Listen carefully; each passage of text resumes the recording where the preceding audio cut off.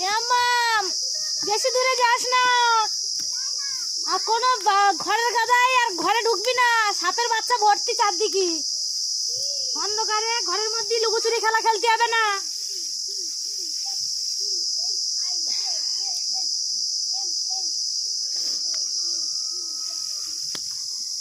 লাঠি লাঠি এই লাঠিতে হয়ে যাবে সবগুলো? হ্যাঁ, কে এত তো ছাড়ালো কে? ওদের দিয়ে গুলাতি বলো, ওরাই ছাড়াইছে বাচ্চাগুলো সব।